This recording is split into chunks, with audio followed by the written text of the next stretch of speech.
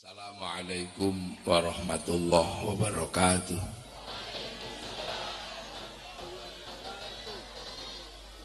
Bismillahirrahmanirrahim.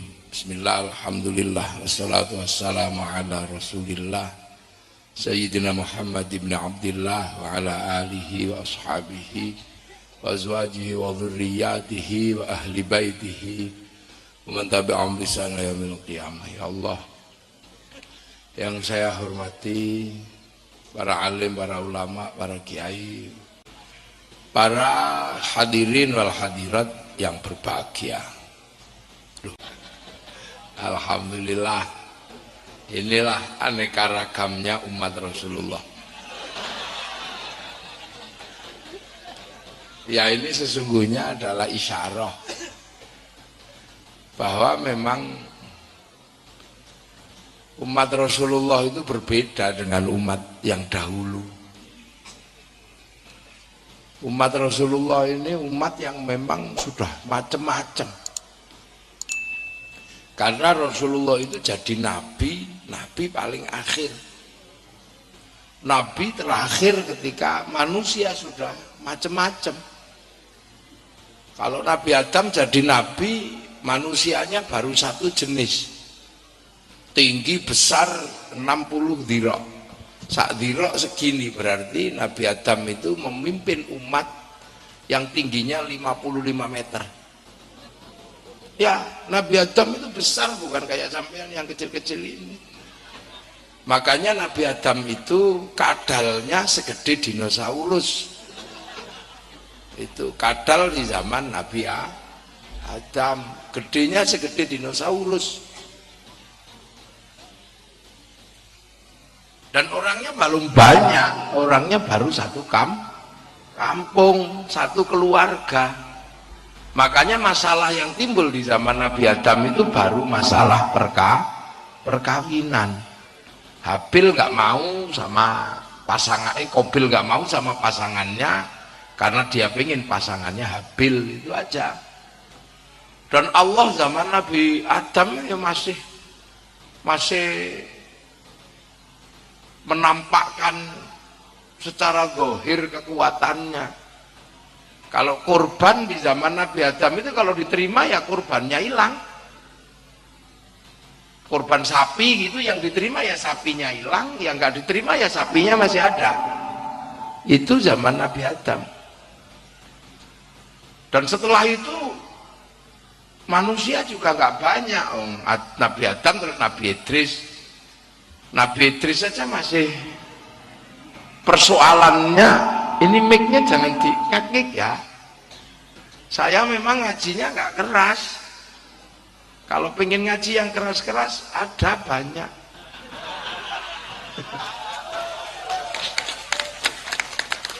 Udah denger lah, orang telinganya orang Sumenep kan telinga yang masih orisinil, belum kena polusi. Nabi Idris itu masalahnya yang terbesar itu masalah umatnya nggak percaya. Kalau Nabi Idris itu nabi, itu umatnya nggak percaya, itu aja. Makanya selalu nanya, ya Idris, apakah kamu lihat akhirat? Kok tiba-tiba kamu ngajak ke akhirat itu? Apa pernah kamu lihat akhirat? Ya nggak pernah. Lah kalau nggak pernah ngapain sama-sama ngajak? Sama-sama nggak tahu aja kok bilangin ada akhirat. Emang kamu tahu? Loh, itu Nabi kedua itu persoalannya baru itu. Kalau Nabi Adam sih nggak perlu diceritani tentang Allah, wong barusan turun dari langit, habis sekampung sama Allah, jadi nggak protes. Tapi umatnya Nabi Idris sudah bermasalah ketika diajak menyembah Allah, ditanya, ya Idris, apa kamu pernah lihat Allah? Lah akhirnya Nabi Idris ya pusing. Maka setiap hari, ya Allah, bagaimana caranya aku nengok kampung halaman, ya Allah. Umatku nanya, ya sudah, kamu jangan makan sesuatu yang bernyawa. Maka Nabi Idris diajarkan puasa makan yang tidak bernyawa, mutik. Setelah itu hijabnya buka, Nabi Idris ini mampu melihat malaikat, melihat yang gaib. Tapi Nabi Idris karena punya cita-cita pengen ke kampung halaman, akal manusianya bergerak. Begitu lihat malaikat, yang paling menarik malaikat matahari. Panas mikul matahari gitu. Nabi Idris minta sama Allah, ya Allah, kasihan itu malaikat matahari. Mbok tolong ya Allah, biarkan matahari itu tidak panas sama malaikat matahari. Seketika cling gitu, ya nggak panas. Artinya doanya Nabi Idris dikabulkan. Malaikatnya kaget, ya Allah, kok tumben mataharinya nggak panas. Hendak kamu didoakan sama Idris. Kamu didoakan sama Idris. Loh, kapan-kapan boleh nggak ya Allah saya cuti? Mau ngapain? Mau berterima kasih sama Idris. Akhirnya malaikat matahari turun ketemu Nabi Idris. Assalamualaikum ya Idris. Salam. Malaikat matahari, tumben ada apa? Enggak, aku mau ketemu engkau aja, mau berterima kasih kamu telah berdoa, matahari nggak panas dan itu dikabulkan Allah. Terima kasih ya Idris ya. Loh, masalahnya bukan terima kasih apa enggak, tapi kalau engkau turun ke sini nanti kalau mataharinya gelundung gimana? Oh enggak, aku ini kan banyak temanku yang gantikanku, kan aku cuman koordinatornya aja. Aku ini cuman koordinatornya. Loh, berarti malaikat itu banyak? Ya banyak, malaikat itu banyak. Loh, berarti kalau ada cerita malaikat yang serem itu ada. Ada itu temanku namanya Israel. Itu malaikat paling sangar, sukanya buti nyawa. Kalau gitu boleh nggak saya kenalan sama dia? Ya boleh aja, wong itu temanku, nanti tak WA, nggak ada masalah.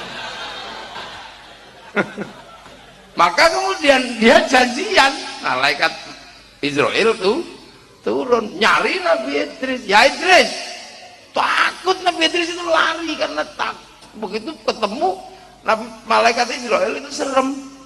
Karena malaikat Israel itu serem, Nabi Idris lari. Karena lari malaikat matahari turun. Ya Israel, jangan galak-galak gitu, dia temanku. Kamu gantilah wajahmu. Akhirnya celik berubah wajah manusia. Nabi Idris nggak takut. Gimana kamu? Katanya pengen ketemu aku. Iya ya Israel. Mau apa? Ya aku kan biar bisa cerita sama umatku. Kalau kamu itu yang nyabut nyawa. Dan katanya sakit, nah aku pengen ngerasakan. Biar aku bisa cerita sama umatku. Oleh sudah kamu tidur aja gitu. Cabut lebut gitu. 10 menit dikembalikan. Nah karena dikembalikan 10 menit, Nabi Idris komplain, ya Israel katanya sakit dicabut nyawanya. Kok aku nggak kerasa? Ya enggak lah, wong kamu temennya temenku, aku yang nggak enak. Loh itu maka hati-hati kalau sama temennya itu yang paling enak. Ngurus sesuatu ya kamu cari temannya Pak Bupati. Ya, akhirnya dicabut dikembalikan. Nah terus nanya Nabi Idris, ya Idris, ya malaikat, kalau yang saya kan kembali lagi nih, nah kalau yang nggak kembali gimana? Oh yang nggak kembali tergantung amalnya. Kalau buruk tak serahkan temanku namanya Malik, kalau baik tak serahkan temanku namanya Ridwan. Kalau saya tengok ke sana boleh nggak? Ya boleh aja, dia juga temanku, nanti biar tak WA sekalian. Masuklah ke neraka, lihat itu Sirotol Mustaqim, terus lihat neraka. Oh ini nerakanya orang Amerika, oh ini nerakanya orang Sumeneb, pada semua di situ. Setelah itu masuklah ke surga lah. Begitu ke surga, malaikat Ridwan komplain, ya Idris, jam besok selesai.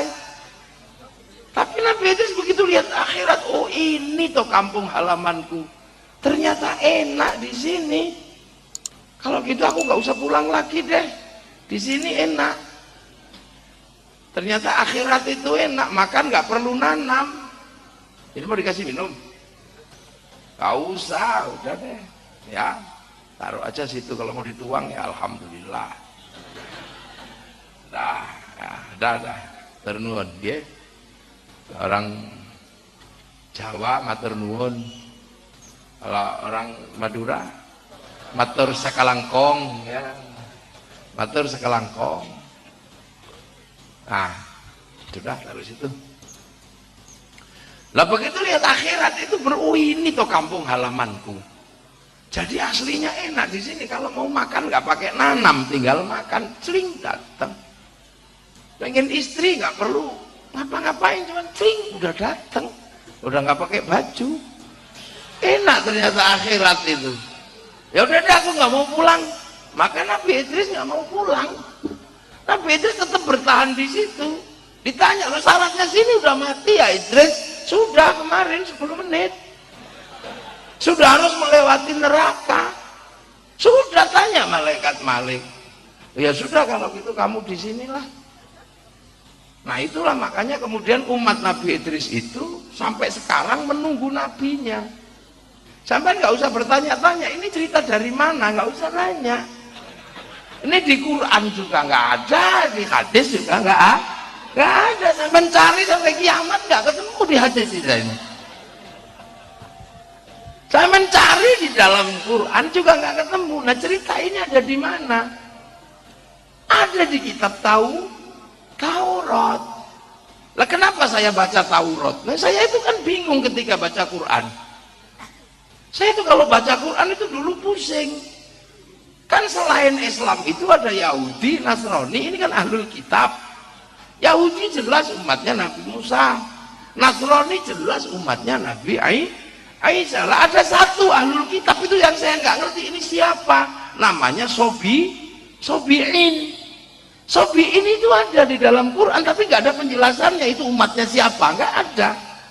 Tak cari ternyata Sobi'in itu umatnya Nabi Idris yang ketinggalan nabinya di akhirat, makanya dia ngeyel, nggak mau ikut nabi siapapun, hanya ikut Nabi Idris.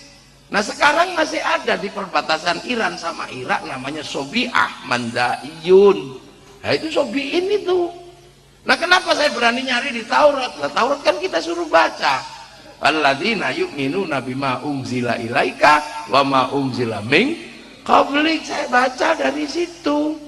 Saya nggak mau dibohongi. Maka saya cari sendiri di dalam Taurat. Kalau orang sekarang kan mudah sekali dibohongi. Baca Injil tidak dari orang, tidak membaca sendiri, tapi membaca Injil diajari sama orang-orang yang baru masuk Islam. Akhirnya ya konslet lagi sampean.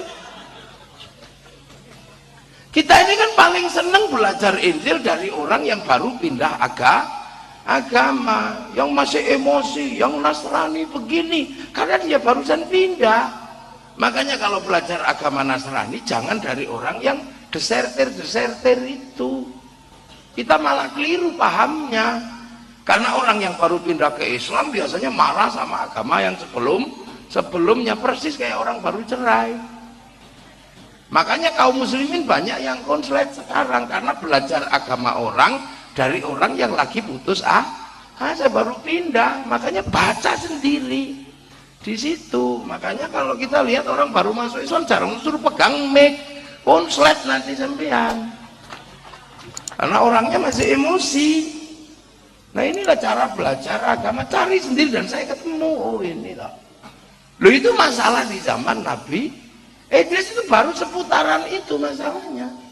Dan umat Nabi Idris juga mainnya belum jauh, belum sampai Madura, belum. Begitu juga umat Nabi sebelum Rasulullah. Nabi yang paling keras namanya Nabi Musa. Itu umatnya baru sekitaran Filistin sama Mesir, belum main sampai Madura. Umat Nabi Ibrahim, walaupun Nabi Ibrahim itu hebatnya kayak gitu, umatnya belum sampai Kangean. Itu aja bedanya. Lah Rasulullah ketika jadi nabi, ini sudah nabi terakhir, dunia sudah penuh manusia, dan bentuk manusianya sudah beda. Makanya kita itu sebenarnya kalau ngaji kan diajarkan cara sederhana memahami Rasulullah. Ketika diajarkan hum adamun idrisun nuhun hutuma soleh wa ibrahimu kulun muttaba lutun wa ismailu ishaku kada yaqubu yusufu wa ayyubu kada Syuaibu Haruna wa Musa wal Yasa Dzulkifli Dawud Sulaiman Taba Ilyasu Yunusu Zakaria Yahya Isa wa Toha Khodimun Dagoya, kan itu. Di situ kan jelas Nabi Muhammad Nabi terakhir, dan Nabi terakhir itu masalah manusia sudah ruwetnya luar biasa. Jadi kita ini jadi umat Nabi yang terakhir, Nabi yang problemnya sudah banyak, manusianya sudah berpindah-pindah dan bentuknya sudah macam-macam. Kalau zaman Nabi Musa bentuknya masih kayak Fir'aun, tapi zaman Nabi Muhammad yang pindah-pindah berubah bentuk semua. Yang tetap di Arab itu masih cantik ganteng, yang pindah Eropa sudah tinggi besar rambutnya merah, yang pindah Afrika sudah hitam gosong kayak kopi goreng, yang pindah Cina sudah tembem-tembem sipit-sipit, yang pindah ke Sumeneb jadi pesek-pesek kayak begini. Ini Nabi Muhammad ketika jadi Nabi. Manusia sudah punya negara, manusia sudah punya sistem pemerintahan, manusia sudah punya sistem perekonomian. Itu ketika Nabi jadi Nabi. Makanya ketika Nabi jadi Nabi ini lebih berat, karena tugasnya rahmatan lil alamin, menjadi rahmat seluruh sekalian alam. Kalau Nabi Isa umatnya paling jauh baru sampai di Romawi, belum sampai di mana Kangean itu belum, Sumeneb ini dari Macong belum ada, di Emege enggak, matur sekelangkong belum ada. Lah itu belum ada. Nah, makanya ketika Rasulullah jadi Nabi, dunia sudah kompleks, sudah sangat macam-macam. Makanya Rasulullah dikasih bekal apa? Waja'alnakum syu'uban wa qabaila lita'arafu. Aku bikin kamu ini berbangsa-bangsa, bersuku-suku agar saling pengertian. Itu pesan kepada Rasulullah, karena Rasulullah jadi nabi, manusia sudah jadi bangsa dan suku. Nah ini loh hebatnya. Jadi Islam dipesan itu sudah. Rasulullah sudah diajarkan wa ma arsalnaka illa rahmatan lil alamin. Jadi Rasulullah ini sudah menjadi rahmat seluruh sekalian alam.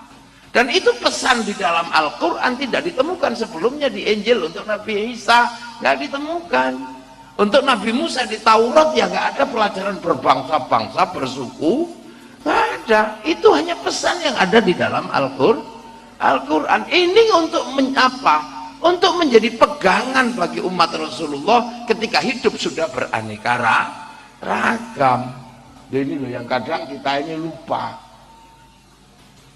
Itu makanya Rasulullah diajarkan manusia berbeda-beda, bersuku-suku, berbangsa-bangsa.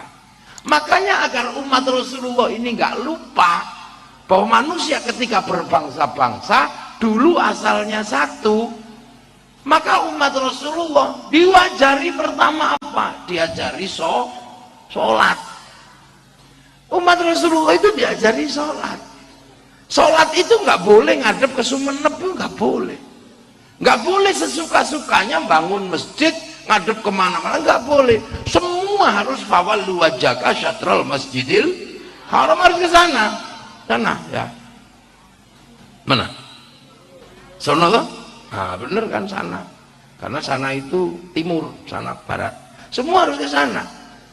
Kenapa ke Masjidil Haram? Karena di Masjidil Haram ada Ka'bah. Ka'bah itu apa? Allah menyebutnya inna awwala baitin wudi'a lin-nasi lalladzi bi Bakkah mubarakah. Awwala baitin, tanda rumah pertama untuk menandai Nabi Adam turun. Artinya semua orang harus tahu, walaupun umat akhir sudah lahir di sini, besar di sini, jangan lupa nenek moyangmu dulu dari langit. Tandanya apa? Awwala baitin. Maka kita ngadep ke sana. Biar nggak lupa kalau sampean ini sesungguhnya penduduk langit, bukan penduduk bumi dan akan pulang kembali ke ke langit. Kita inilah sesungguhnya alien. The real alien itu ya manusia ini. Ini manusia itu alien sampean ini. Makanya kalau di sini menangan wong alien kok. Singa itu penduduk bumi kalah sama manusia. Harimau penduduk bumi kalah sama manusia. Mau sapi yang larinya begitu kuat kalah sama manusia. Disuruh-suruh mau dipotong juga mau. Angkasa yang begitu kuat dibikinkan pesawat lewat. Lautan bikinkan kapal lewat. Nggak ada di sini yang bisa mengalahkan manusia. Yang bisa mengalahkan manusia cuma satu, ngantuk. Ya sudah, itu musuh besarnya manusia, ngantuk. Maka jangan ngantuan. Makanya orang kalau nggak ngantuan menangan. Rumusnya itu aja. Rasulullah kuat melek 15 tahun jadi nabi. Syekh Abdul Qadir Al-Jilani kuat menahan ngantuk 25 tahun di padang pasir, dibimbing Syekh Mubarak Al-Madzumi jadi Sultanul Aulia.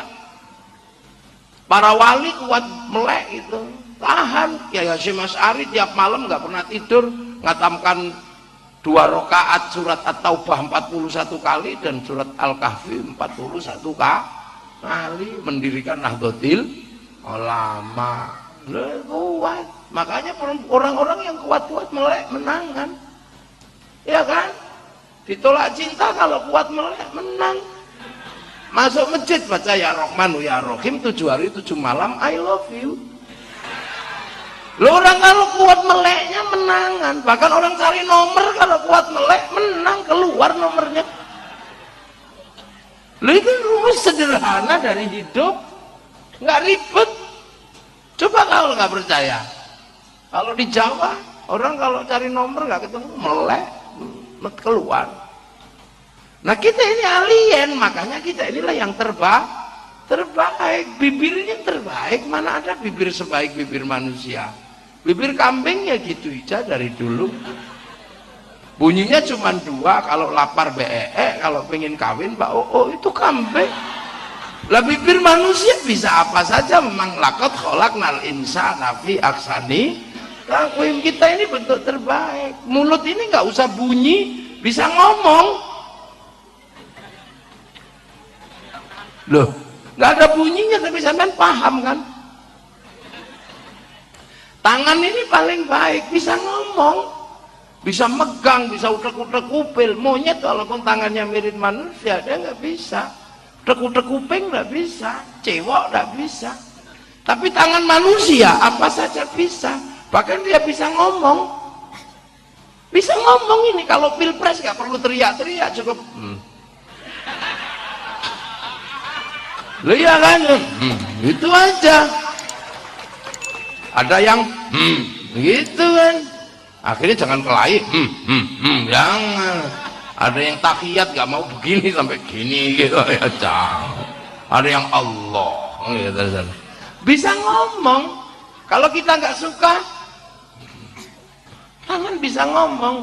Kalau kita seneng, kalau jelek, kalau lagi jatuh cinta,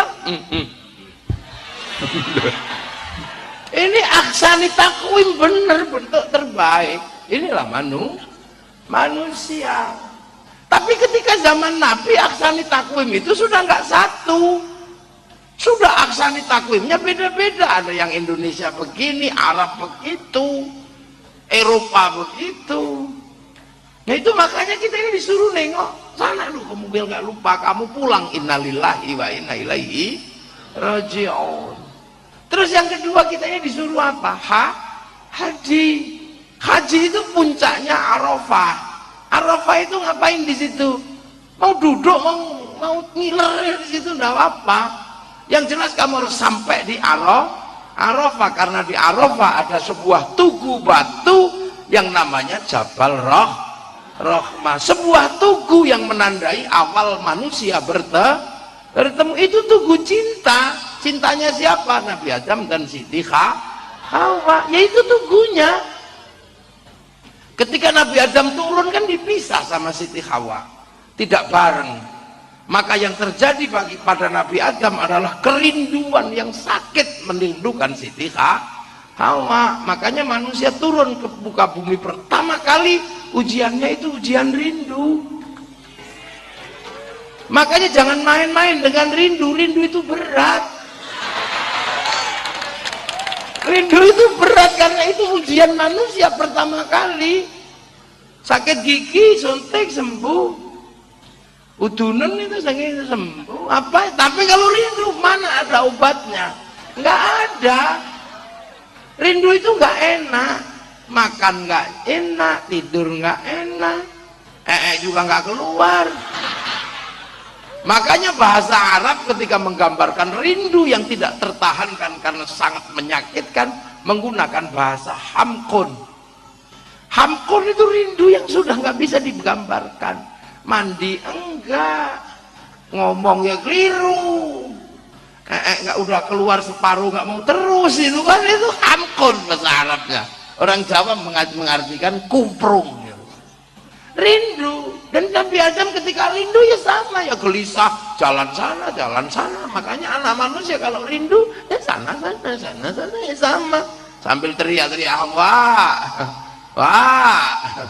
Makanya kalau kita rindu pun sering menyebut-nyebut, Mas Acak, ya Pak Bupati, gitu kan. Kalau rindu begitu sama persis kayak sampean kalau rindu naik motor ke sana, bensin habis juga nggak sadar kalau masih rindu.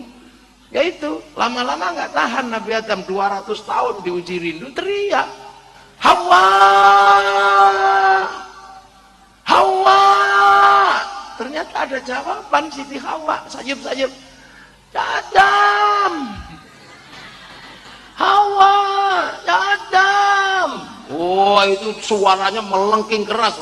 Orangnya 60 dhira, 50 meter, son ini kalah banter, sak tower gitu. Aduh, Hawa. Itu kalau film India pasti di belakangmu itu. Oke, itu tahu Siti Hawa ada di atas bukit sambil duduk. Nabi, ya Allah, Hawa, Adam.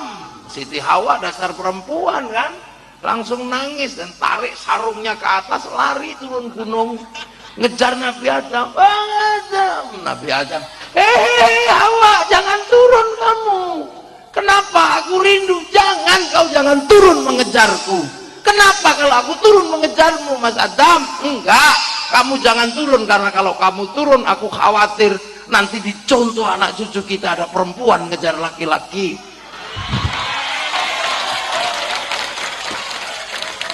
Ya akhirnya Nabi Adam yang naiklah Nabi Adam ini. Kalau ada film Indianya ada lagunya, Hamko hamisin lalu. Ibaratnya begitu. Sampai di atas berpeluh Teletubbies. Dan dari situlah pertemuan pertama oleh Allah dikasih tanda, namanya Jabal Rahmah, agar anak manusia tahu bahwa ada kerinduan antar manusia yang disatukan oleh Allah. Dan dari situ manusia kemudian beranak pinak, berbangsa-bangsa dan bersuku. Makanya kalian disuruh nengok situ agar tahu bahwa walaupun kita lahir ketika manusia sudah berbeda-beda, dulu nenek moyangnya sama, ada saudara dalam darah seluruh manusia. Inilah yang disebut ukhuwah basyariyah. Itu diajari ulama. Makanya umat Nabi Muhammad nggak usah kaget. Makanya Allah cuma mengatakan lita'arofu, agar kamu saling pengertian. Nah, pengertian itu dibutuhkan hari ini ketika seluruh manusia sudah ketemu ini kan ketemu semua. Seluruh manusia hari ini ketemu, sampai jalan keluar ketemu Cina, sampai jalan keluar ketemu Arab, sampai jalan keluar ketemu Sumenep, kita jalan jauh dikit ke Bali ketemu Eropa, ketemu Afrika, ketemu semua. Dan umat Islam sudah nggak bisa berpisah dengan seluruh bangsa. Hari ini kita tidur berkawan orang Korea. Kenapa? Karena mesti menggunakan Samsung. Nggak bisa. Sampean mau pergi haji nggak bisa pisah dengan orang Yahudi karena urusan pesawat pasti urusan dengan orang Yahudi karena yang bisa bikin pesawat orang Yahudi. Kita nggak bisa lagi pisah dengan Yahudi yang membangun sistem perbankan. Karena apa? Karena kalau kita mau pergi haji nabung dulu di bank. Kalau kita mau baca Quran, percetakan Quran, utang dulu di bank, baru nanti dibeli sama negara. Kita nggak bisa pisah lagi sama Cina. Nggak bisa kiai kalau malam sepi cari rokok, yang bikin gudang garam Cina. Ruangan kamar kepanasan cari kipas angin, yang bikin mas pion Cina. Udah nggak bisa umat Nabi Muhammad hari ini pisah. Mau gimana ceritanya? Sampean lihat TV karena jasanya orang Amerika ngangkat satelit. Kamu pengen cantik cari orang Prancis yang bikin bedak, bikin parfum. Kalau bedak Madura orang udah nggak mau karena beras ditumbuk blonteng semua. Ini zaman ini sudah nggak bisa. Para kiai pakai serban itu yang bikin orang Cina, peci putih yang bikin orang Cina. Loh ini sekarang terjadi. Kalau 20 tahun yang lalu masih jauh. Saya 20 tahun yang lalu pengen lihat Afrika, masih nunggu flora dan fauna. Udah ditunggu seharian, kadang keluarnya Pak Harmoko, lompen capir. Hari ini orang pengen lihat Afrika, tinggal bawa handphone, tinggal ngetik, tik, tengah Afrika keluar. Yang memfasilitasi siapa? Google. Yang memfasilitasi siapa? Yang memfasilitasi YouTube. Kita ribut sekarang pakai dindingnya Mark Zuckerberg, sama-sama ribut di Facebook, dukung presiden dan anti presiden sama-sama pakai Facebook. Ini dunia baru umat Rasulullah hari ini. Nggak bisa main-main. Itu tepuk tangan yang keras, nggak apa-apa, nggak usah main-main. Kesadaran inilah yang menyebabkan Allah waja'alnakum syu'uban wa qabaila lita'arafu. Harus pengertian karena ini ketemu. Dulu belum ketemu, sekarang ketemu, nggak bisa pisah. Ibu-ibu pakai kerudung ini kainnya namanya kain Paris yang produksi Cina. Karena kalau tenun Madura terlalu mahal. Produksi sarung sekarang masih kemahalan kalau sarung Madura yang asli. Satu lembar bisa 1,5 juta. Nah kalau sarung dari Cina satu lembar 15.000. Dan itu enggak nerawang juga enggak. Nah ini lah coba. Bapak-bapak yang mau pengen anaknya agak jarang-jarang, beli kondom. Yang nyiapkan siapa? Orang Singapura. Bekasnya permen karet. Ini kita nggak bisa. Ini umat Nabi hari ini sudah tidak seperti dulu. Makanya suruh nengok Jabal Rahmah agar tahu, dan disuruh saling pengertian. Kenapa Arab cantik ganteng? Ya kita pengertian aja karena di sana nggak ada air. Kalau di sana banyak air, mungkin kayak kita ini jelek-jelek. Biar walaupun nggak mandi tetap cantik kalau di sana. Nah kalau di sana nggak ada air, apa di sini nggak ada air tambah jelek kita. Makanya bagi tempat yang ganteng-ganteng nggak perlu banyak air. Biar kalaupun nggak mandi tetap cantik, tetap ganteng, itu aja. Pengertian kita lah, kita ini nggak ada dalilnya ya. Karena saya nggak ketemu dalil kenapa berbeda-beda, nggak ada di dalam Quran dan hadis. Ya pengertian aja, mau pengertian ya suka-suka kita aja, pengertian saya begitu. Kenapa orang Eropa tinggi besar rambutnya merah? Ya karena ada musim dingin. Musim dingin minus itu kalau dibikin kecil-kecil dingin, kedinginan mati. Katuan gitu, maka dibikin besar. Biar kalau musim dingin nggak mati. Dan kita punya pengertian orang Eropa kalau musim dingin nggak punya matahari, sehingga sinar ultraviolet nggak menembus kulit. Pigmen kulit berubah bintik-bintik kayak kulit tekek. Makanya orang Eropa kalau musim dingin lari ke negeri tropis, salah satunya ke Indonesia, ke Madura. Untuk apa? Berjemur. Bukan pornografi, bukan, sampean aja yang ngeres. Itu mau berjemur, mengembalikan warna kulitnya, karena di sana nggak ada matahari. Maka nggak usah emosi. Pak Bupati nggak usah bikin perda syariat, turis masuk ke Indonesia harus pakai jilbab, nanti pindah dia. Kasih aja satu pantai dan orang Madura nggak usah ke situ, biar nggak tahan. Orang Eropa kalau musim dingin nggak punya daun, seluruh daunnya rontok di musim gugur. Yang tidak rontok satu-satunya di Eropa itu cuma daun cemara. Makanya kalau bulan Desember hari raya Natal yang dihias daun cemara, bukan saking hebatnya daun cemara, ya daun itu aja yang nggak rontok di bulan Desember. Seandainya Natal itu asli Madura, bisa daun jambu, bisa daun mangga, bisa apa saja. Makanya nggak usah emosi, jangan kau tanam di depan masjid kami pohon cemara, itu pohon Kristen. Semenjak kapan pohon punya agama? Ini pengertian mulai harus dibangun. Ini harus mulai dibangun karena umat Rasulullah itu umat yang ketemu. Dah ada aturannya, Allah mau mengajarkan. Afrika kenapa hitam kosong? Karena ada singa.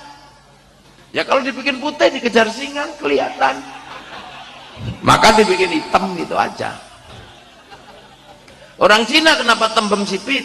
Ya karena di sana kalau musim dingin saljunya turun, mataharinya keluar. Kan silau. Pertanyaannya adalah kenapa Allah bikin kita kecil-kecil sendiri, pesek-pesek, minimalis kita ini, tapi nggak ada masalah buat kita. Karena apa? Allah menempatkan kita di belahan buminya yang paling indah, namanya Indonesia. Nggak ada bumi seindah Indonesia. Saya ini kalau zaman dulu mungkin gelarnya Ibnu Battuta, saya ini pengembara. Saya ini seminggu yang lalu saya keliling Tiongkok, keliling Taiwan, keliling Hong Kong, keliling Jepang. Iya, itu sudah mulai merangkas karena mendekati Desember mulai rontok apa. Saya ke Afrika yang paling ujung itu sudah pernah saya lakukan. Negeri yang hitam pekat, punya sungai tapi nggak ada yang berani ke sungai. Saya tanya, kenapa kamu nggak mandi di sungai? Oh, ternyata sungainya itu buayanya kayak dawet, buaya tok nemplek-nemplek itu kayak cecek gitu. Nggak ada yang enak. Negeri terindah itu negeri kita. Orang Arab pengen nanam pohon butuh ratusan juta. Kita nanam pohon nggak perlu niat. Makanlah pepaya, telanlah bijinya, pergilah ke ladang, tunggu 6 bulan, itu berbuah. Itu hanya terjadi di Indonesia, nggak ada di tempat lain. Nggak, itu hanya di Madura. Nanam nggak sengaja. Orang Arab itu air saja rebutan sampai perang antar suku. Makanya kalau kita berbicara tentang negeri Arab, ini negeri yang luar biasa sulit. Luar biasa sulit, tapi di situ tempat kiblat. Makanya Rasulullah ditaruh di situ agar tidak kehilangan petunjuk kepada awwala baitin. Makanya kalau kita di situ di Arab itu, ya Allah, saya itu kadang Rasulullah ini seperti apa dulunya? Kok bisa gitu loh. Rasulullah itu ngajari orang Arab yang nggak ada air, kok bisa diajari toharoh? Itu pusing saya mikirnya. Wong di situ nggak ada air, kok mau orang Arab disuruh toharoh? Padahal toharoh itu pakai air. Apalagi jinabat, diminum aja susah disuruh mandi, kok mau? Padahal jinabatnya orang Arab itu semalam bisa 8 kali. Emang orang Sumeneb sebulan sekali? Lu kok mau? Maka jangan sekali-sekali sampai selalu mau menurut Rasulullah. Nggak pangkatnya kita, nggak nyampe akal kita.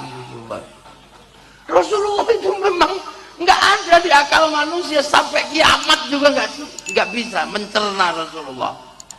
Rasulullah itu di Arab itu Tuhannya banyak. Kok orang Arab mau diajari Tuhan satu? Nggak nampak lagi.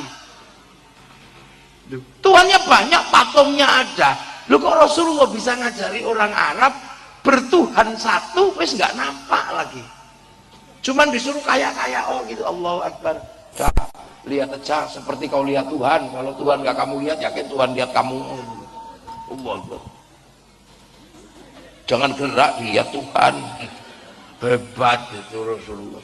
Sudah tahu di Arab itu panas, kok mau diajari Rasulullah puasa?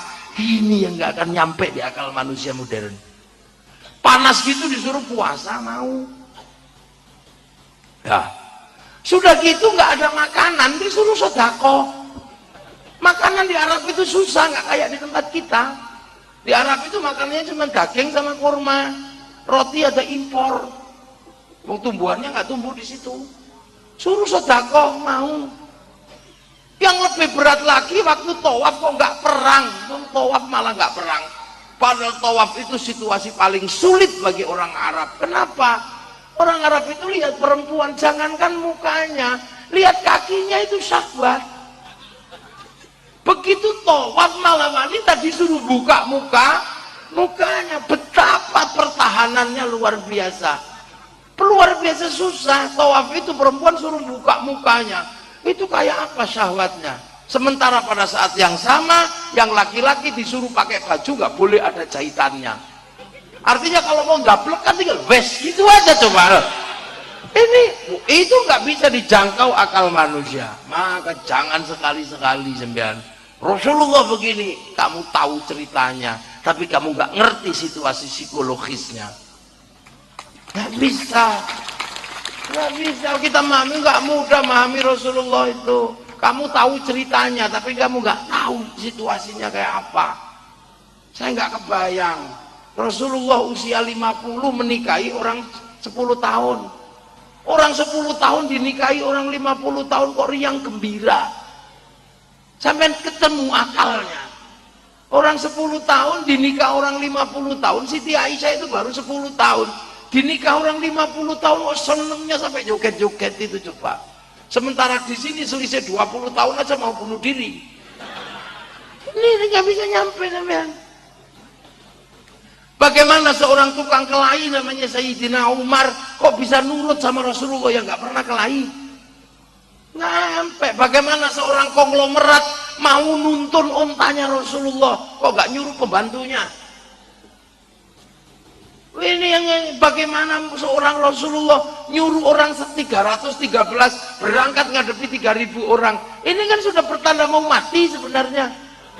300 orang ngadepi 3000 orang kan sudah pasti mati. Kok mau berangkat? Makanya kalau yang namanya perang, Alexander the Great menyuruh perang, pantas dia panglima perang, dia raja. Makanya dalam teori ilmu nggak ada yang sanggup memahami Rasulullah. Maka bahkan orang Eropa gak berani menempatkan Rasulullah di tokoh nomor 2, pasti nomor 1, karena semua tidak masuk akal. Ini pelajaran. Kok bisa Rasulullah begitu kerasnya ketika didik Sayyidina Ali? Ya Ali, sholat yang khusyuk. Kalau kamu gak khusyuk, udah kamu berhenti.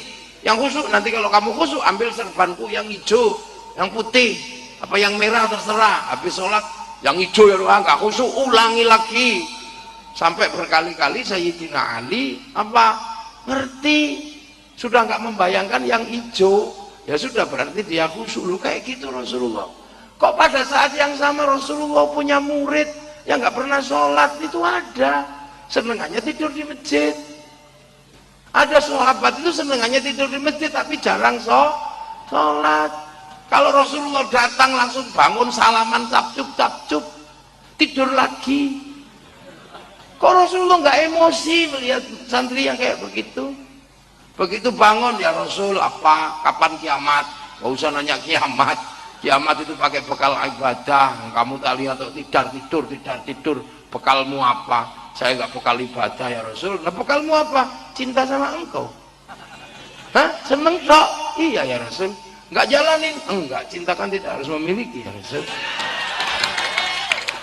Rasulullah nggak marah, cuma senyum-senyum aja. Kamu, ya udah aku pergi dulu, ntar dulu ya Rasul, jangan pergi dulu. Lah ngapain lagi? Enggak, aku mau nanya. Nanya apa? Ya aku kan sudah jujur cinta sama engkau. Engkau cinta nggak sama aku ya Rasul? Ya iyalah, masa kamu cinta aku nggak cinta sama kamu. Nah, Kalau engkau cinta sama aku ya Rasul, kan nggak mungkin Rasul tega ninggalkan aku di neraka. Cinta kau ditinggal di neraka, ya enggak, kamu nanti bareng sama aku di surga. Man ahabbani kana ma'i fil jannah. Tapi ini dia lari, yes, itu lari dia. Ye, lari. Sayyidina Abu Bakar denger, ya Rasul, serius tadi itu? Iya, serius. Serius gitu masa surga, seneng tok gitu tanpa modal. Iya, apalagi aku kalau gitu. Anak tak kasihkan, onta tak kasihkan, harta tak kasihkan, berarti surgaku ini depan. Saking senengnya Sayyidina Abu Bakar joget, yes. Sampai jubah Sayyidina Abu Bakar itu berkembang seperti payung. Itulah yang kemudian dijadikan manhaj tarekohnya Sayyid Jalaluddin Rumi, namanya tarekoh Maulawiyah, yang secontoh anak-anak Indonesia namanya tari sufi.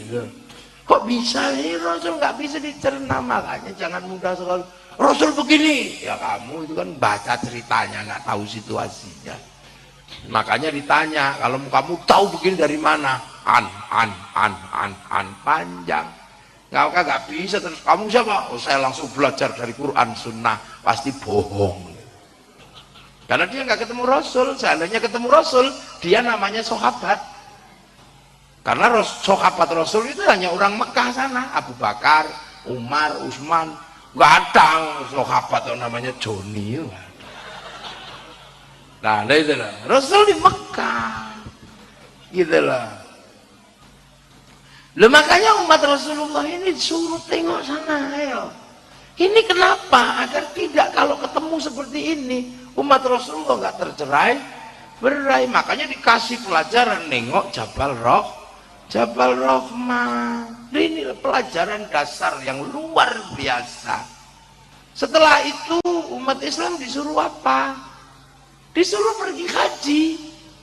Nengok apa? Bekasnya Nabi Ibrahim, Nabi Ismail, Nabi Siti Hajar, suruh nengok. Karena setelah Ka'bah ini hilang, yang menemukan kembali adalah Nabi Ibrahim.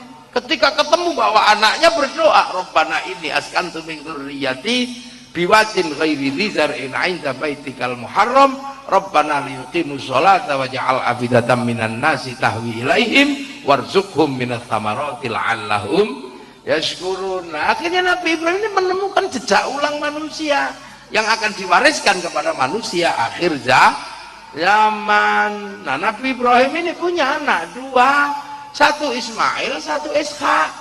Yang Ishak punya keturunan namanya Bani Israel karena punya anak Yakub atau Israel, dan dari Bani Israel lahir nabi besar yang namanya Musa, punya agama Yahudi, dan agama Yahudi itu ada sampai sekarang. Karena kitab Taurat waktu itu begitu dikasihkan Allah, manusia menjadi hebat. Nabi Musa begitu dapat Taurat, hebat. Tangannya masuk saku, keluar jadi listrik. Musuhnya tempiling, mati. Jadi nggak perlu carok, pek, mati.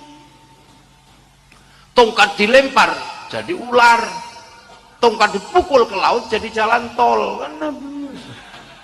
Dan hebat semua orang pegangan Taurat itu zaman segitu. Temannya Nabi Musa namanya Bal'am bin Ba'ura, hebat juga. Dia bisa mindah sesuatu tanpa menyentuh. Jadi kalau seandainya ini macet jalan, Bal'am mau lewat, dia jengkel, ini apa, macetin jalan, cing, sampean sak kampung pindah Sidoarjo. Namanya ilmu telekinesis, itu Bal'am bin Ba'ura. Makanya ilmunya Bal'am itu dipegang menjadi satu tarekat besar yang dikenal dengan nama tarekat Kabbalah. Tarekat Kabbalah ini punya kitab khusus ringkasan dari kitab Taurat, namanya kitab Talmud. Kalau kita ada Majmu' Syarif, ada Majmu' Latif, di sana ada namanya Talmud, ringkasan kitab Taurat. Nah, itu dipegang menghasilkan ilmu tarekoh, namanya tarekoh Kabbalah. Tarekoh Kabbalah mursyidnya hebat-hebat. Mursyid terakhirnya ada di Israel sana, namanya Ben Gurion, Israel, bentuk negara kecil namanya Israel. Ada mau Sedayan bikin Musad.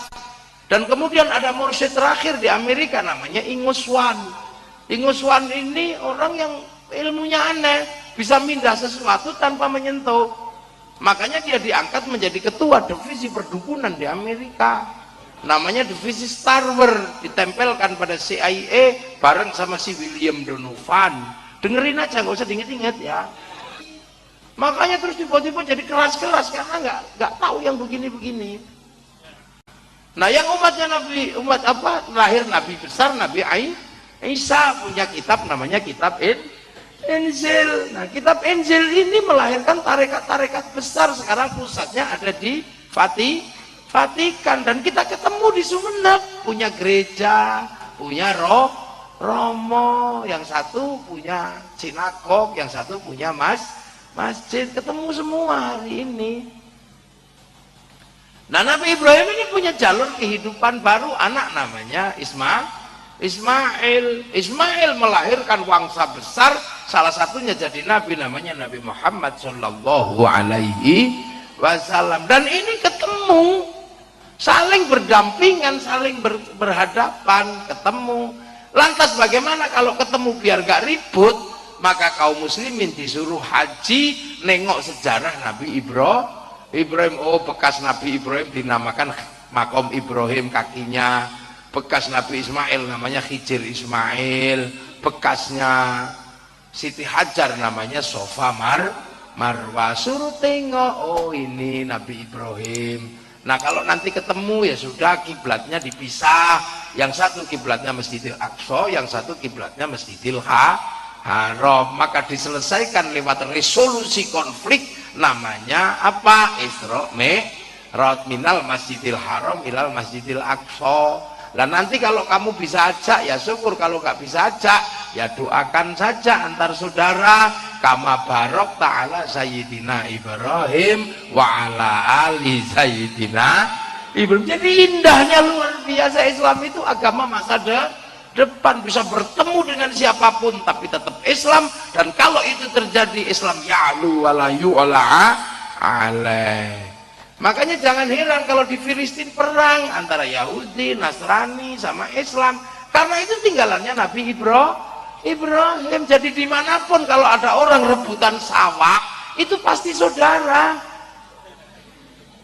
Kalau rebutan pematang sawah baru tetangga. Nah, sekarang kebetulan yang menang Yahudi, yang Palestina masih kalah. Kenapa kalah? Yahudi mikirnya jauh sudah. Yahudi sudah mikir ruang angkasa, yang Islam baru mikir celana cingkrang, jadi ya kalah kan? Ini loh kenapa yang Islam ini mundur terus. Yang sana sudah maju, sini mundur. Sana sudah berpikir tentang roket, yang sini kembali berkuda dan memanah. Yang sana sudah berbicara tentang nuklir, yang sini kembali kepada ngurusi jenggot, ngurusi apa. Doa orang mati nggak nyampe, itu sudah era yang lewat, sudah dibahas oleh para ulama dahulu. Tinggal kita mau ikut yang mana. Kalau ikut yang nyampe ya tahlil lah, kalau ikut yang nggak nyampe ya nggak usah, gitu aja kok repot.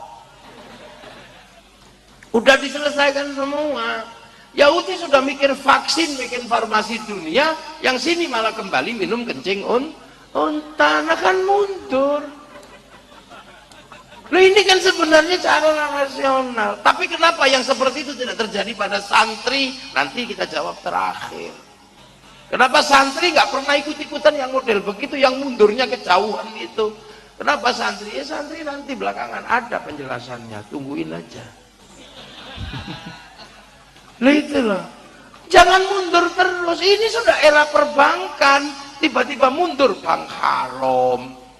Ini eranya ketemu, sudah ada ketemu di mana-mana. Bahas lagi masuk gereja kafir, bawa tumpeng musyrik. Ini kan orang mundur. Lihat film Korea kafir. Ini orang mundur. Dan ini kalau terus terjadi, Islam akan selalu kalah. Kita sudah disiapkan menjadi orang yang maju, berpikir ke depan. Makanya Islam ini tidak ada yang ini, semua sudah. Kita sudah diajarkan laqad khalaqnal insana fi ahsani taqwim, manusia yang terbaik sudah, tapi terbaiknya versinya beda. Dan Rasulullah sudah mendapatkan tugas rahmatan lil Amin. Itu makanya Rasulullah ya sudah menjalankan, kalau ketemu dengan agama berbeda bikin kesepakatan bersama, namanya piagam Madinah. Ketemu orang Yahudi buta ya dikemah-kemahke, kasih makan. Ketemu orang tua Sayyidina Ali, di belakangnya ternyata orang tua itu Yahudi. Ketemu dengan tetangga yang berbeda biasa aja. Karena apa? Sudah waja'alnakum syu'uban wa qabaila lita'arafu. Lah ini kan pegangan kaum muslimin biar nggak mundur. Nah setelah itu Rasulullah jadi nabi. Rasulullah jadi nabi bukan di sini, tapi di Makkah sana, di Arab. Makanya tadi saya katakan yang namanya orang yang paling beruntung itu orang Arab, karena bisa belajar langsung kepada Rasulullah. Dan sahabat itu ya orang Arab, karena sahabat orang Madura itu nggak ada. Makanya sahabat itu ya segitu itu, belum banyak. Nah, sahabat itu, Islam itu menjadi berubah gayanya ketika pindah ke Madinah. Maka ada gaya Makkiyah, ada gaya Madaniyah. Lah orang Madaniyah beda lagi gayanya. Islamnya masih sama, cuman gayanya beda. Orang Makkah begitu ke Madinah ketemu orang Cina kaget, sahabat. Ya Rasul, di pasar ada orang jenggotnya 12, kiri dan kanan. Terus ini, oh itu Cina. Makanya carilah ilmu sampai ke negeri Cina. Maka sahabat Sa'ad bin Abi Waqqas melakukan perjalanan ke Cina. Makamnya ada di Cina. Besoknya lagi di pasar ketemu orang berbeda lagi, sahabat. Ya Rasul, saya di pasar ketemu para penipu. Apa? Dagangannya jelek dibilang bagus.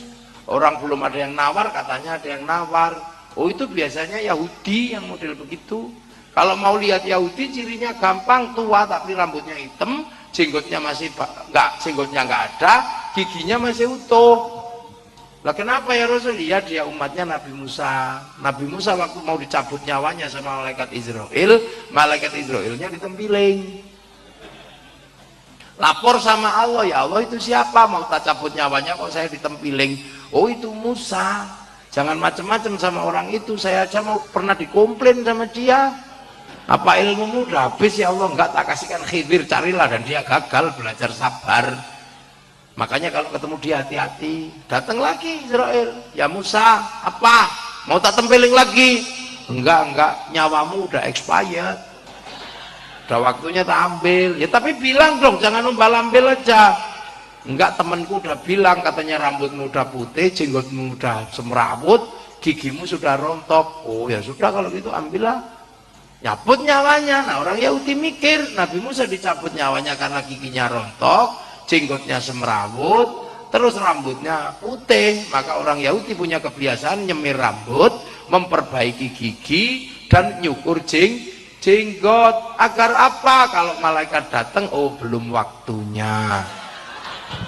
Maka sampai di zaman Rasulullah orang Yahudi punya tradisi nyukur jenggot. Maka urusan lihyah adalah urusan menyelesaikan orang Yahudi. Makanya para kiai-kiai nggak ada yang ribut bab jenggot. Karena kalau jenggot itu sunnah, itu berbeda antara jenggot dan sunnah. Kalau jenggot itu insya Allah semua orang punya. Tapi sunnahnya jenggot itu bukan memelihara jenggot semata-mata, tapi harus ikut gayanya orang berjenggot. Di zaman Rasul jenggot itu kalau ketemu cium pipi kiri, pipi kanan, terus jenggotnya dilus-lus sama temannya. Oh bagus jenggotmu. Terus kemudian mundur, yang tua dibuka kupluknya gini, terus kemudian dicucup bun-bunane. Sekarang orang berjenggot diperlakukan begitu, ya ditonyo kamu. Ya itu makanya sunnahnya nggak dapat, jenggotnya dapat. Orang ini aneh-aneh memang aneh-aneh. Tahu-tahu bilang Gajah Mada Islam, namanya Gajah Mada.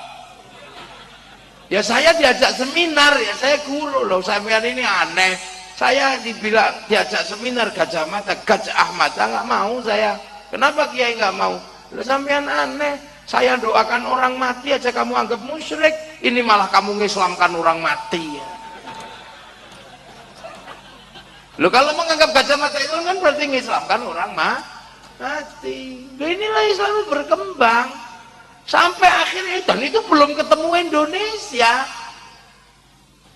belum ketemu, masih di sana, masih di Jazirah sana. Ketemu orang ya orang Romawi, kaum muslimin. Ternyata orang Romawi itu jualan jubah. Jubahnya bagus-bagus orang Romawi. Tapi jubah Romawi itu kalau dipakai ada korsetnya di sini. Maka kalau orang pakai jubah Romawi itu mendidih begini.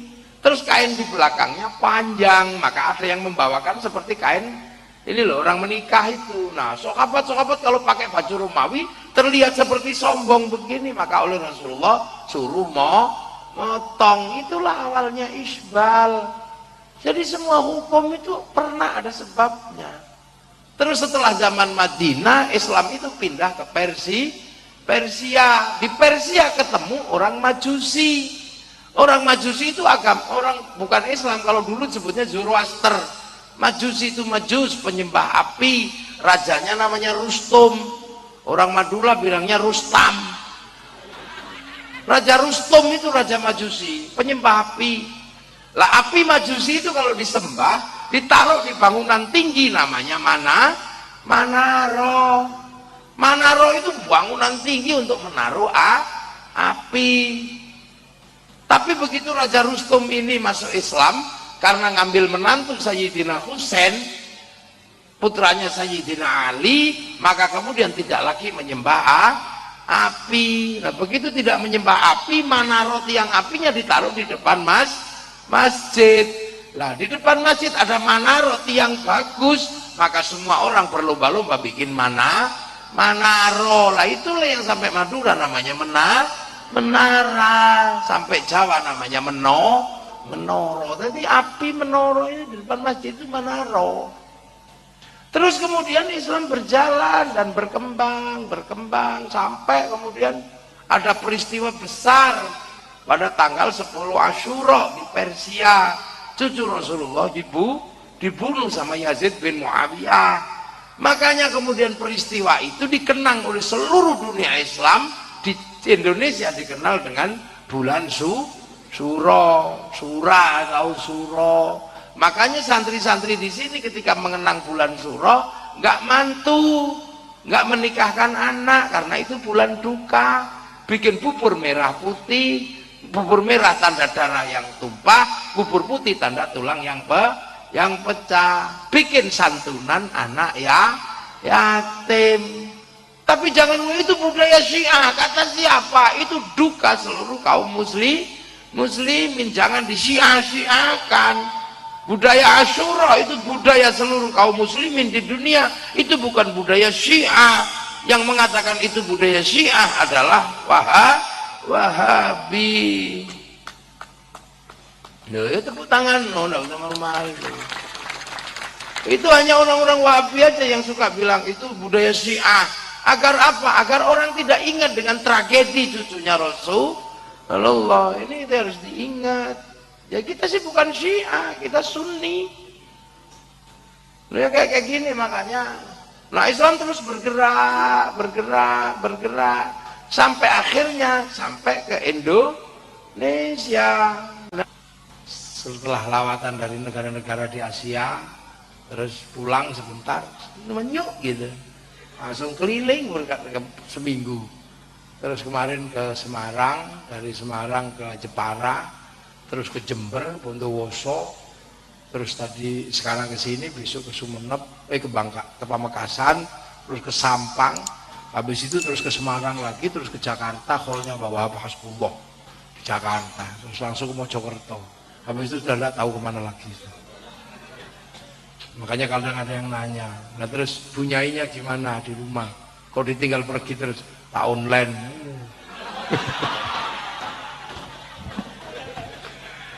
Ya semoga semua ada manfaatnya dan kita punya negara dilindungi oleh Allah Subhanahu wa ta'ala, ya, karena Al-Quran tegas menyatakan laqad khalaqnal insana fi ahsani taqwim tsumma radadnahu asfala safilin illal ladzina amanu wa amilus lihat kita sudah menjadi amanu wa amilus sholihat, tapi jangan lupa sumpahnya Allah, wattini wa zaitun wa turi sinina wa hadzal baladil amin. Watin demi buah tin simbol Nabi Nuh, wa zaitun simbol Nabi Isa, Nabi Ibrahim, wa turi sinina simbol Nabi Musa, nah simbol Nabi Muhammad, wa hadzal baladil amin, dan demi sebuah bangsa dan negara yang aman. Maka jangan mengaku umat Rasulullah kalau nggak mampu membentuk bangsa dan negara yang aman.